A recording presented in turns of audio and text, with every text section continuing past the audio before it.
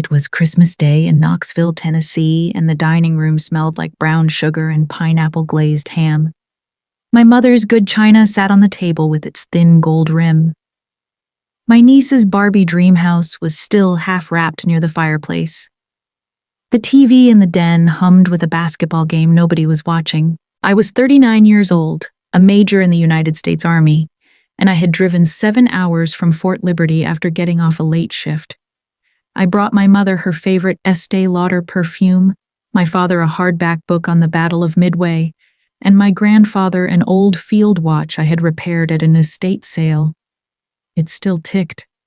I thought he would like that.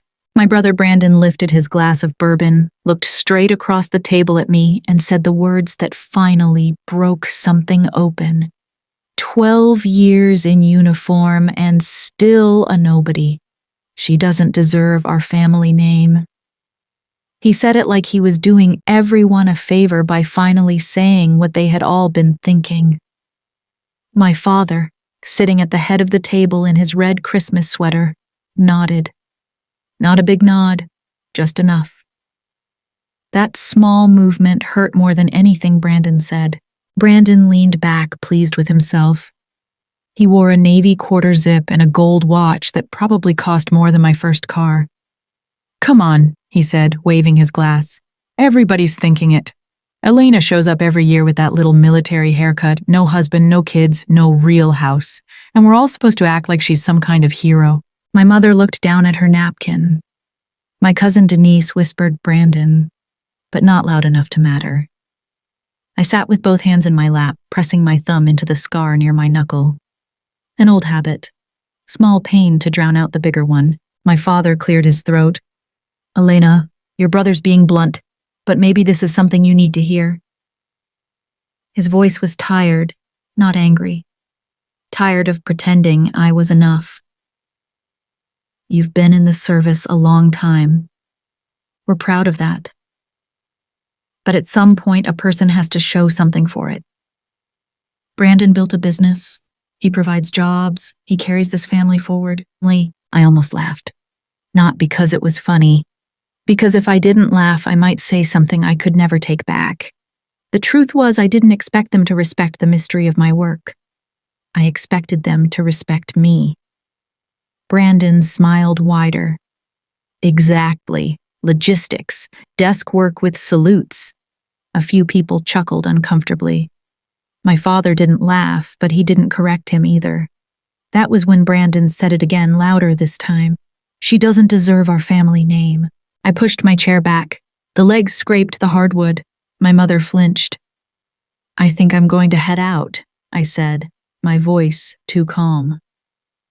Brandon snorted. "There she goes. Tactical retreat." I looked at him then, really looked. "Brandon," I said quietly, "you don't know enough about my life to insult it accurately." For half a second, the shine came off his face. Then we heard the cane. Tap, pause, tap. My grandfather, General William Harper, retired 4-star, 88 years old, stood in the doorway. The room went still. He looked at Brandon first, then at my father, and finally at me.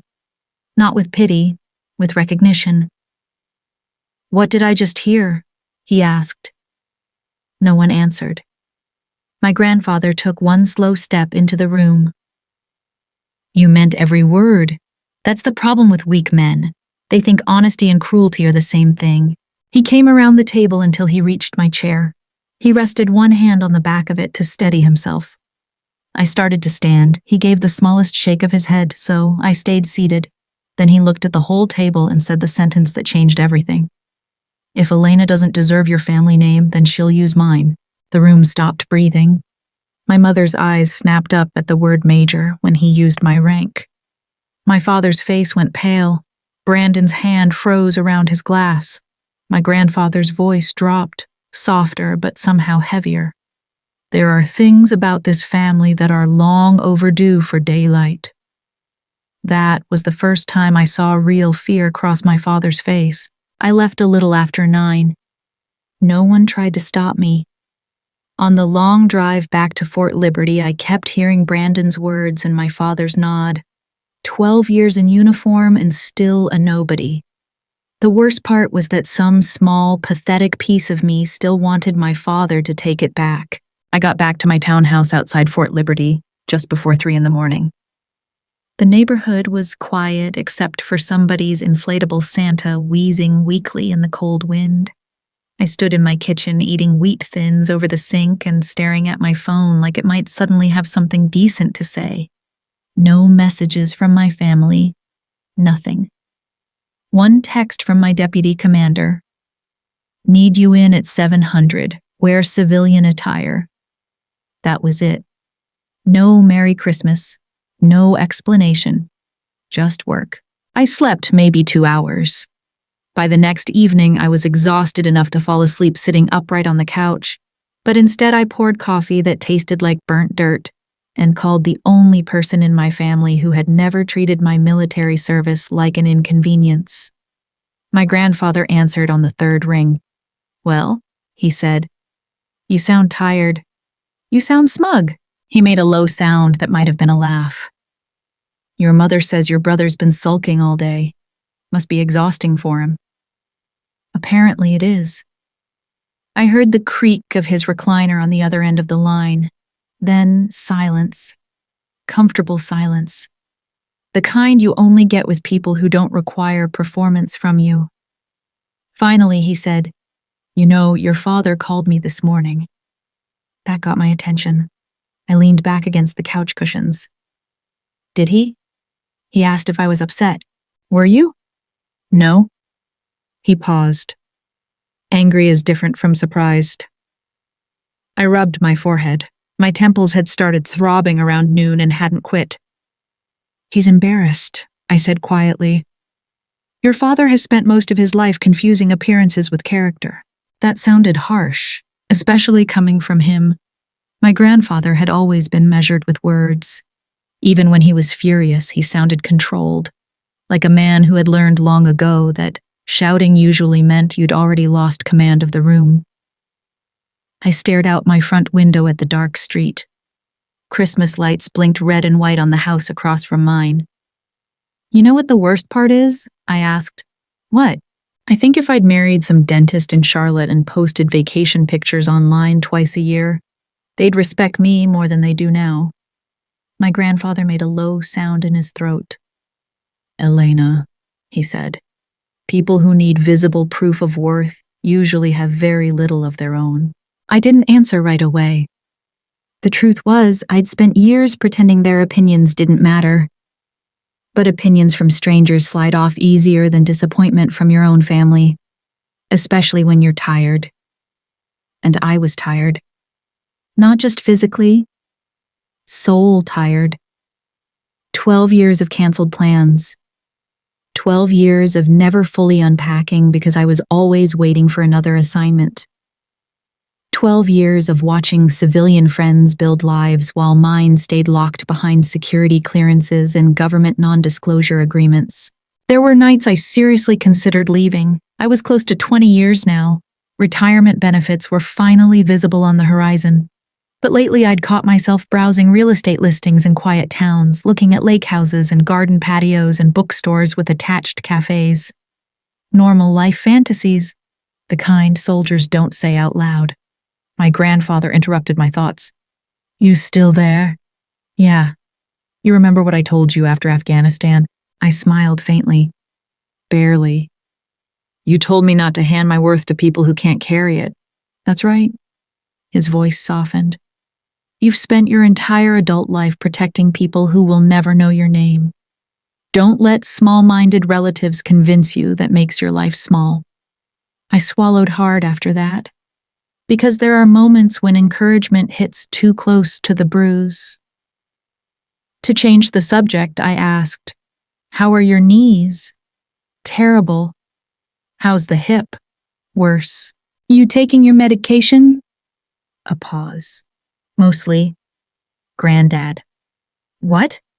At my age, every pill has another pill attached to it. That made me laugh for real. There he was. The old general who could survive Pentagon politics but still treated prescriptions like enemy propaganda. Then his tone shifted slightly. Your father came by this afternoon. The warmth left my chest. What did he want? To discuss practical matters. That phrase alone told me plenty. It meant he thought my grandfather needed help managing things. I sat up straighter. What things? Oh, the usual. Finances, property, medical decisions. He paused.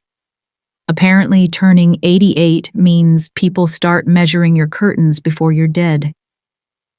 Something cold slid quietly into my stomach. Did he actually say that? No, but I've lived long enough to hear what people mean underneath the polite version. I stood and walked toward my kitchen window. Across the street, my neighbor's Christmas lights blinked red and white against the dark. How bad is it? I asked. My grandfather didn't answer immediately. When he finally spoke, his voice had changed. Less grandfather, more commander. Elena, he said, did your father ever tell you what happened in 1987? I frowned. What do you mean? The business deal that saved this family. I thought he built Harper Properties himself. Another silence, longer this time. That's the story your father prefers. I felt every muscle in my shoulders tighten. Granddad? I said carefully. What aren't you telling me? I heard him shift slowly in his chair, probably wincing from the arthritis he pretended not to have. Then he said the sentence that changed everything. I think your father is preparing to bury me before I'm gone. The room around me suddenly felt very still. And for the first time since Christmas dinner, I realized this wasn't about hurt feelings anymore. Something much uglier had already started moving underneath the surface. 3 days after Christmas, I drove back to Knoxville. Not because I wanted another family argument, because when an 88-year-old retired 4-star general tells you he thinks his own son is preparing to push him aside, you don't stay home and hope it works itself out. I took leave from work under the excuse of family medical concerns. I arrived at my grandfather's house just after noon. He lived alone in a brick ranch outside Maryville. His house smelled like black coffee, old books, and cedar. I let myself in with the spare key hidden in a rusted coffee can near the garage. He was sitting at the kitchen table wearing a gray cardigan, reading glasses low on his nose, a heating pad across one knee. You look terrible, he said. You sound healthy enough to insult people. That's how you know I'm alive. I poured coffee from the old Mr. Coffee machine. It tasted strong enough to remove paint. Rain tapped against the windows. Finally, I said, tell me the truth. My grandfather folded his newspaper. When your grandmother died in 1987, your father was drowning financially. I frowned. He said the business was struggling, but he rebuilt it. He rebuilt it with my money. That landed harder than I expected. He slid a thin manila folder toward me. Open it. Inside were copies of bank transfers, loan agreements, and legal documents. My father's signature sat at the bottom of every page. He borrowed this much? He needed more than money, my grandfather said.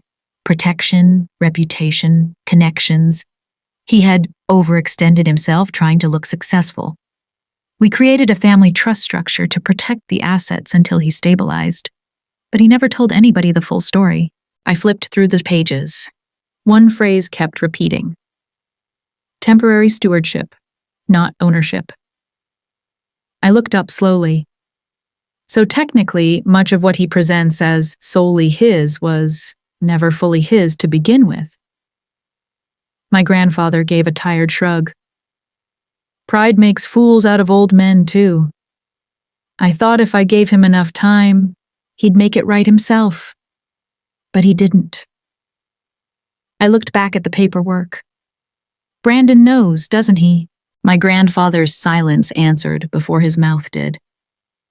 Some of it, he admitted. That's why he's suddenly circling around my finances. I stood and walked to the sink. My father had spent decades acting like he built the Harper name through hard work alone. every lecture about responsibility, every disappointed look when I came home in uniform. And underneath all of it was a foundation another man had poured. "Why now?" I asked. "Because Brandon's company is bleeding money," my grandfather said. "He leveraged too much, too fast." I sat back down slowly. Christmas dinner suddenly looked different. Brandon hadn't mocked me because he felt powerful. He had mocked me because he was desperate. "This is insane," I said. "No," my grandfather said quietly. "This is family." That might have been the saddest sentence I'd heard all year. I looked down at the paperwork. Part of me wanted to shove the folders back and walk away. "You should have told me sooner," I said softly. My grandfather studied me. "Would you have wanted to know?" I opened my mouth, then closed it. Because honestly, maybe not. There's comfort in believing your family history makes sense. My version was simple. Dad built the business. Brandon inherited the ambition. I was the odd daughter who disappeared into military life because she never fit the mold. Easy story. Clean story. False story. My grandfather pushed himself out of his chair with a quiet grunt. His hip clearly hurt worse than he admitted. "Come on," he said. "My office." His home office looked frozen somewhere around 1998. Old military plaques, framed photographs, bookshelves stuffed with history books. An American flag folded inside a triangular glass case sat behind the desk. He lowered himself into his chair and opened the bottom drawer. He pulled out a black metal lockbox. His hands shook slightly as he unlocked it. Inside were more papers.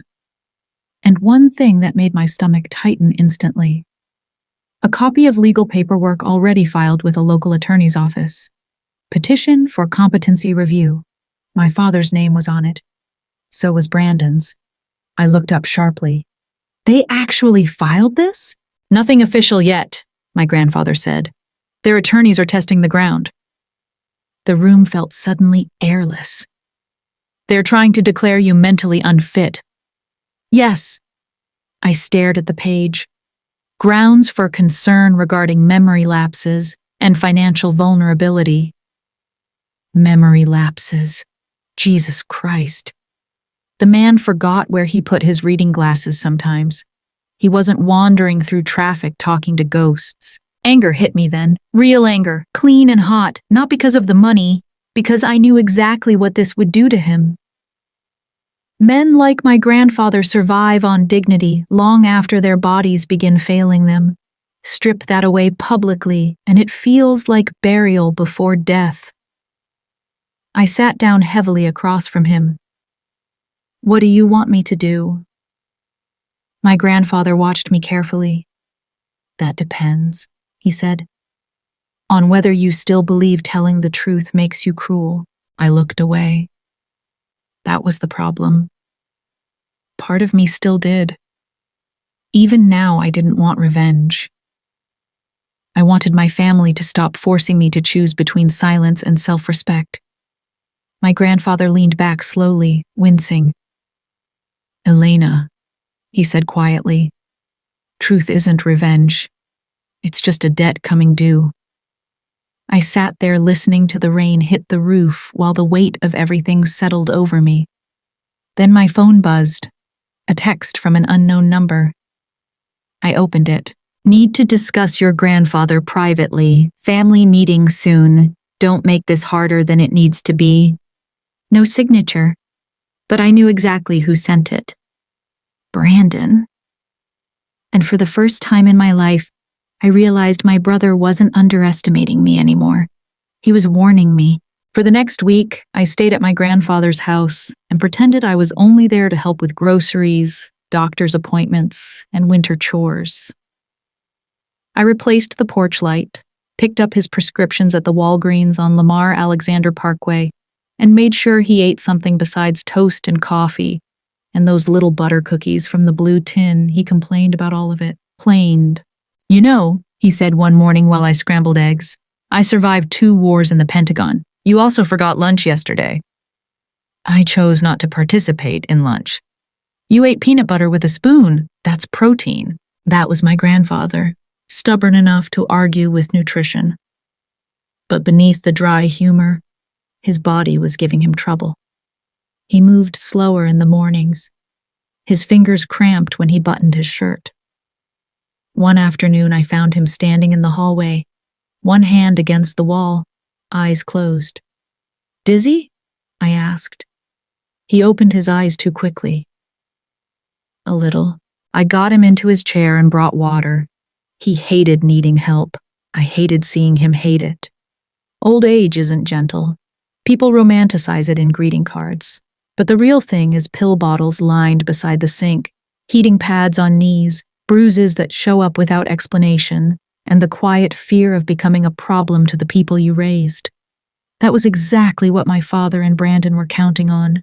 Not that my grandfather was incompetent, that he looked vulnerable enough for the accusation to stick.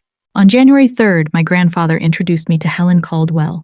She arrived at 10 in the morning in a beige Buick, wearing a green wool coat, sensible black shoes, and an expression that suggested she had been disappointed in fools since the Carter administration. She was 72, a retired estate attorney, and apparently one of my grandfather's oldest friends. Major Harper, she said, shaking my hand. Ms. Caldwell. Helen, Ms. Caldwell sounds like I'm about to scold a bank teller. My grandfather muttered, You probably have. Only when necessary. I liked her immediately.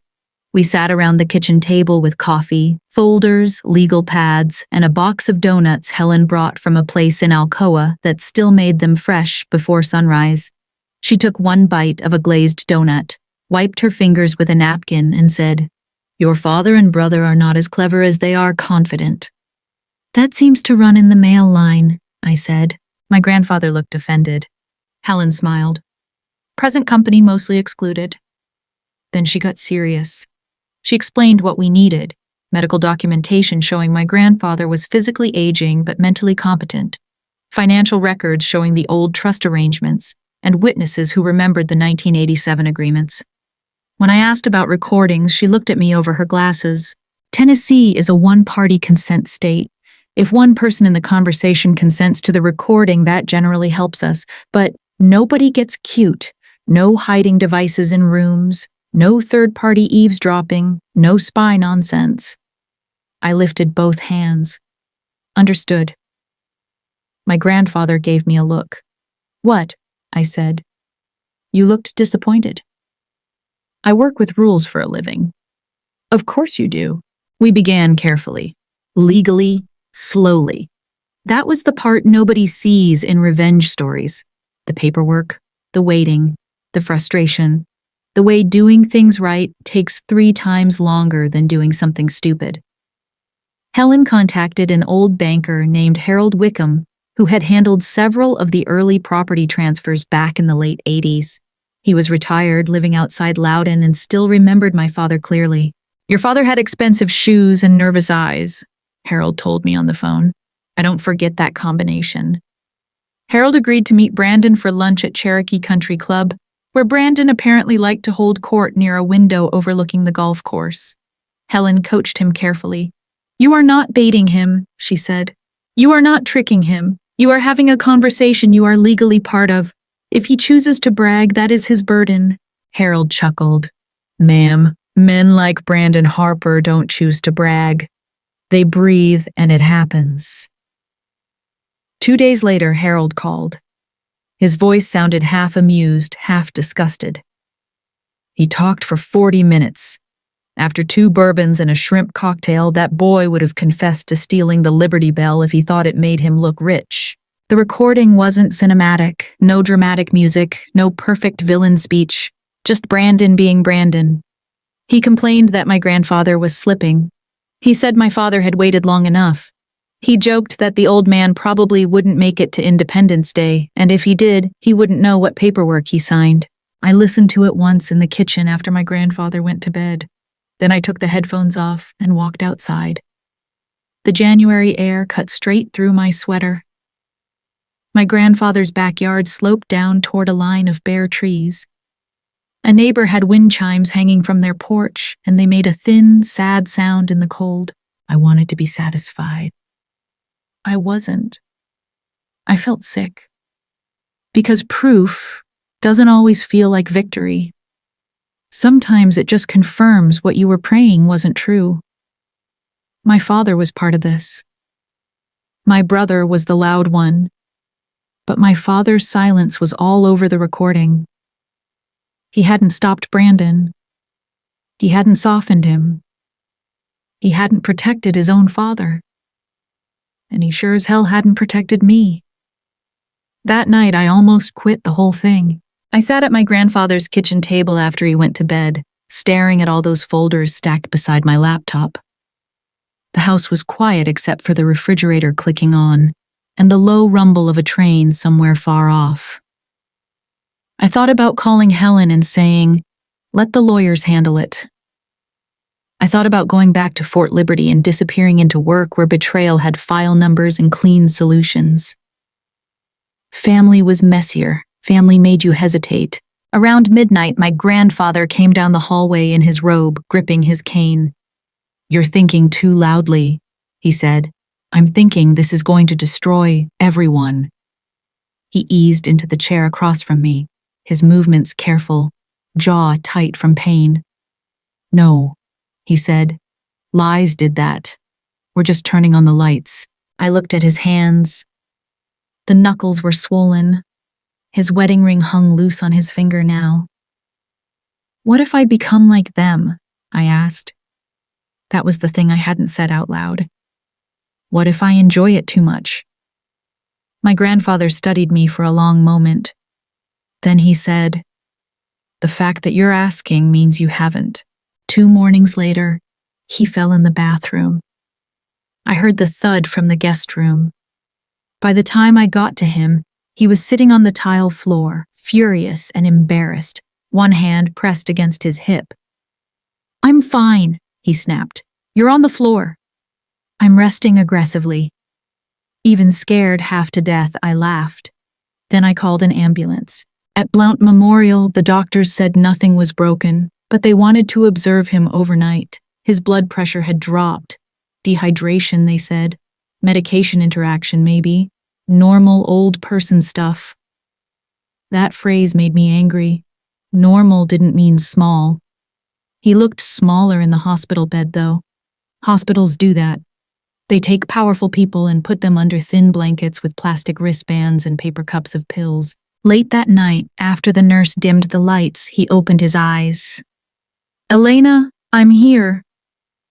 "Old age is a thief," he said, voice rough. "It takes your knees first, then it comes for your pride if you let it." He looked toward the window where the Knoxville lights blurred against the dark. "But it doesn't get to take the truth." I squeezed his hand. I didn't trust my voice, so I just nodded. Before he was discharged the next morning, he turned to me with that old command returning to his face. "Call your mother," he said. "And tell her what?" "Tell her I'm hosting the 4th of July. I stared at him. "Granddad, that's 6 months away. I know how calendars work. I just got out of a hospital bed." "Then you have 6 months to improve your posture." I shook my head, but he wasn't joking. Not really. The trap had already been built. The only thing left was inviting the people who thought it belonged to them.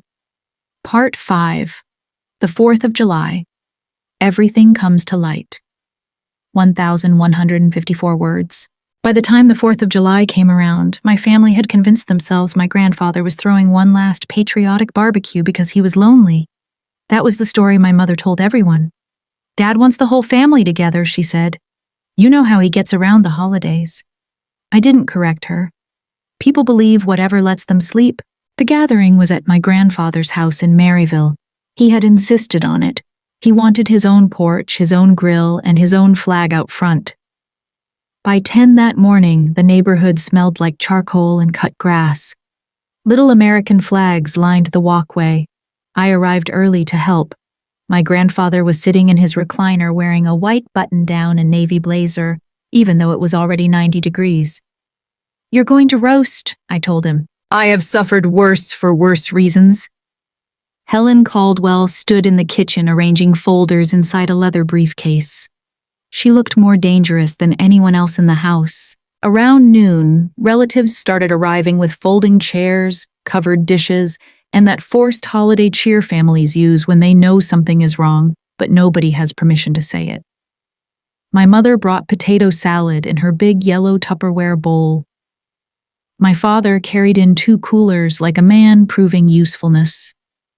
Brandon showed up last in a white Mercedes SUV, wearing sunglasses and a striped polo. He gave me a quick look, not a greeting, an assessment.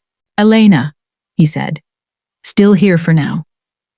My father came up behind him. "Let's keep today peaceful." "Peaceful would be nice," I said. By 1 o'clock, everyone had plates. Kids ran across the yard with sparklers. Adults sat under the shade tree with paper fans. It all looked normal. That was the strangest part. Family can look perfectly normal 5 minutes before the floor gives out. My grandfather waited until after the food. He let Brandon talk too loudly about interest rates and property values. He let my father tell the same old story about building the business from nothing. This time, I watched my grandfather's face while he listened. No anger, no sadness, just finality. At 2:30, Helen tapped her spoon gently against a glass.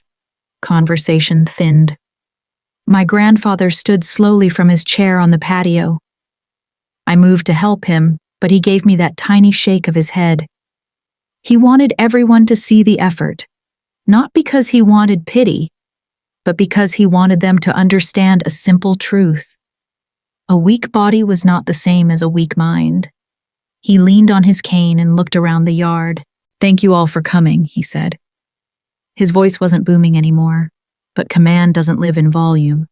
It lives in certainty. "I wanted everyone here because there are matters involving this family that should no longer be handled in whispers." Brandon's sunglasses came off. My father set his plate down. My grandfather nodded to Helen. She opened her briefcase. My mother said, "Dad, what is this?" "The truth, Diane," my grandfather answered. Helen began with the medical letters. Facts, not drama. My grandfather's doctors confirmed he was physically limited but mentally competent. Then came the 1987 documents, the loan agreements, the trust language, temporary stewardship. Helen explained it plainly. My grandfather had saved my father's business after my grandmother died. My father had signed agreements acknowledging certain assets were protected under family trust interests. Over time, he had presented those assets publicly as if they had always been solely his. My Aunt Carol put a hand over her mouth. My father stood up. "This is not the place." My grandfather turned toward him. "You had 39 years to choose the place." Brandon stepped forward. "Granddad, you're confused." There it was. My grandfather's hand tightened on his cane. "Helen." She removed a small speaker from her bag. The recording started. Brandon's voice filled the yard, relaxed, smug, bourbon warm. Dad waited long enough. The old man's slipping. He doesn't understand half of what he signs anymore. If he makes it to Independence Day, I'll be shocked. The yard went silent except for the cicadas. Then Brandon's voice again. "Once we get competency handled, everything gets simpler." My mother whispered, "Oh my God." The real Brandon, standing 5 feet away, went pale. Harold's voice on the recording asked, "And Elena?"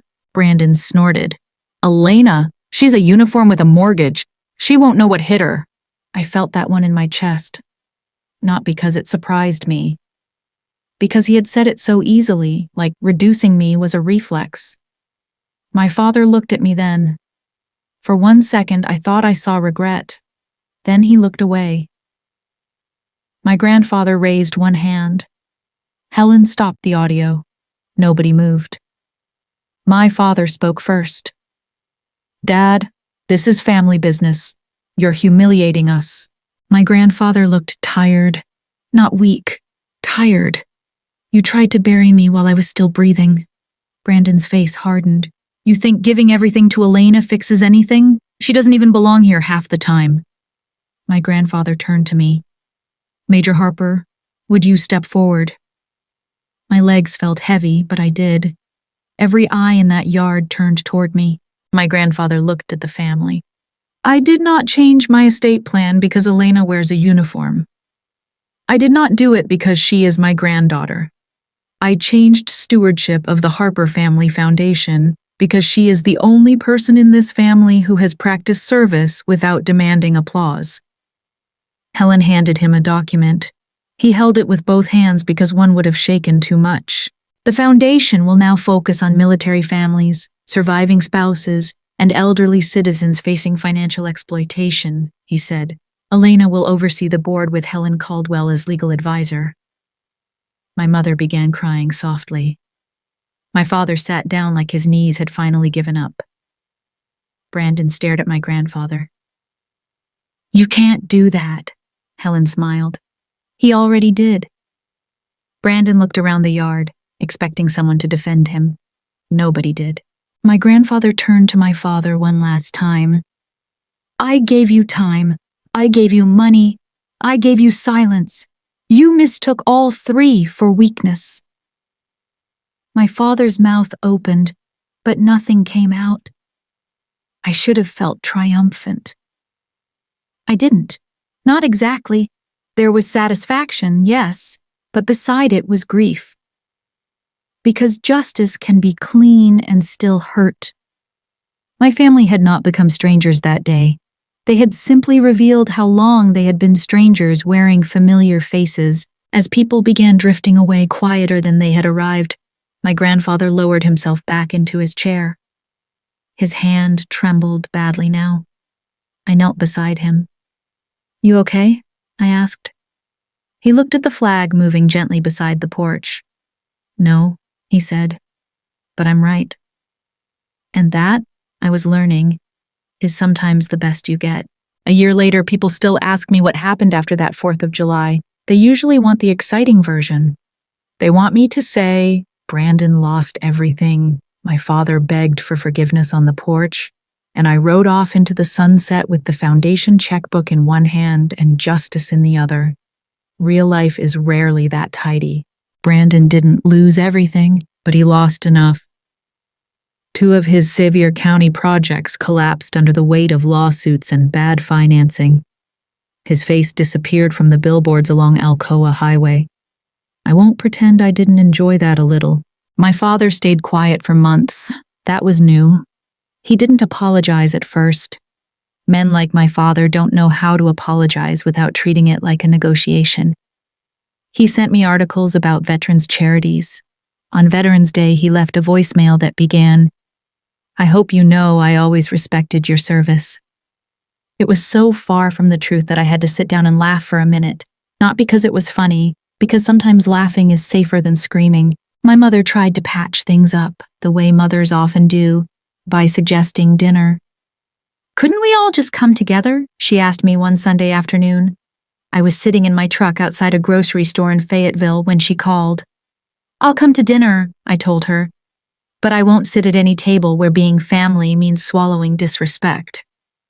She got quiet, then she said, That sounds hard. It is, but I mean it. That was the beginning of my boundary, not dramatic. No slammed doors, just a line.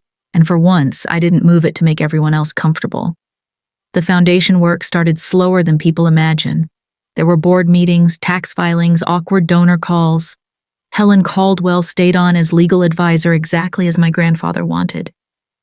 She ran meetings with a yellow legal pad, a thermos of coffee, and the patience of a woman who had outlived several generations of foolish men. At our first official board meeting, she tapped her pen and said, Let's be clear.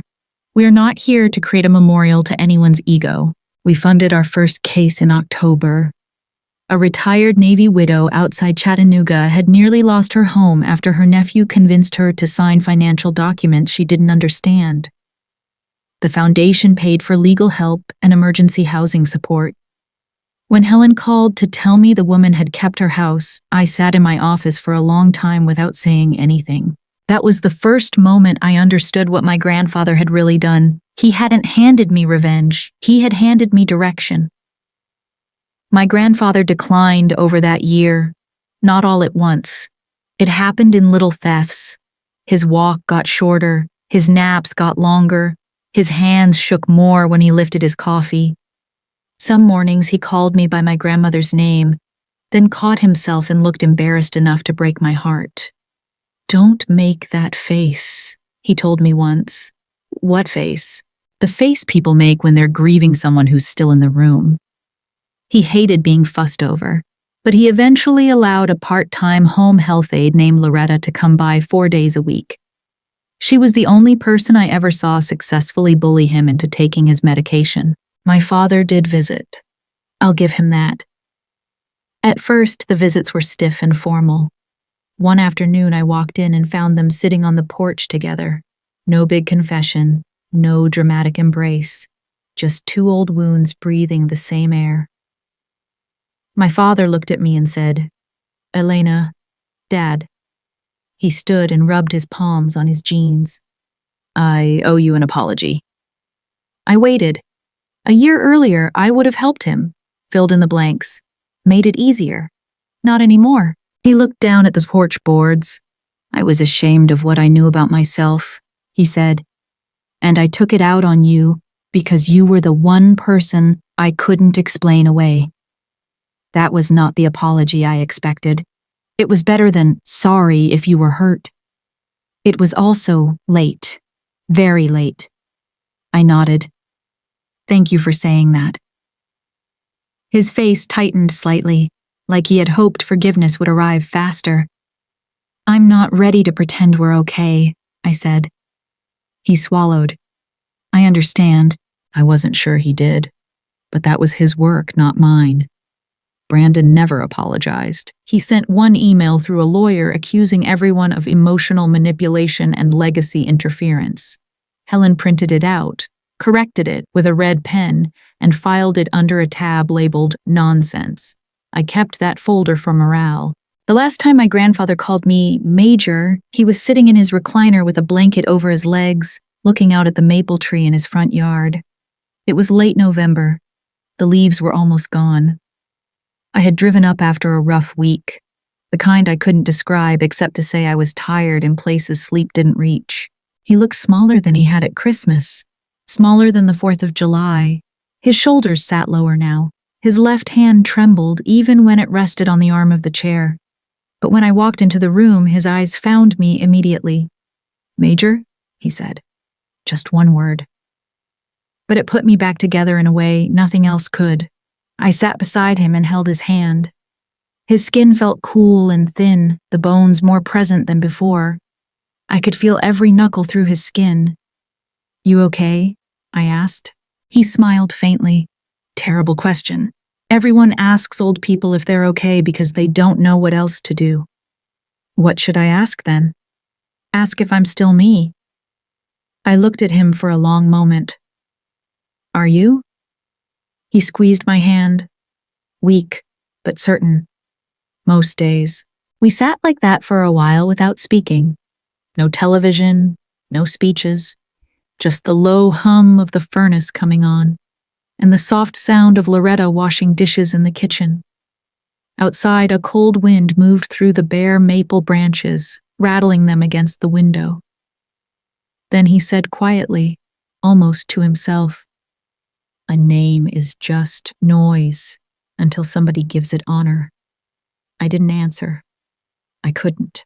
I thought about that Christmas table, the smell of brown sugar and pineapple glazed ham, Brandon lifting his glass of bourbon, my father's small, tired nod at the head of the table, my own hands pressed together in my lap, thumb digging hard into the old scar near my knuckle. I thought about how badly I had wanted them to see me. Not the uniform, not the mystery, not the daughter who disappeared for months at a time. Just me. and how strange it was to finally understand that being seen by the wrong people can become its own kind of prison. For years, I had carried their disappointment like it was mine to fix. I had twisted myself smaller and quieter, trying to be enough in their eyes. But sitting there holding my grandfather's hand, I realized something I should have known much earlier. Their inability to see my worth said nothing about my actual value. It only revealed the limits of their own vision. The people who called me a nobody still don't know what I did for my country. They never will. And that no longer feels like a loss to me. It feels like freedom. My grandfather had given me many things over the years. Advice when I needed it, protection when I didn't ask for it, and a quiet belief that never wavered. But in the end, what he gave me was simpler and more powerful than any of that. He gave me back my name, not the name on my birth certificate or my military records, the one I had earned through every deployment, every classified briefing, every holiday I missed, and every time I chose duty over comfort. I was never the one who disgraced the Harper name, and I no longer needed anyone at that old dining room table to agree with me.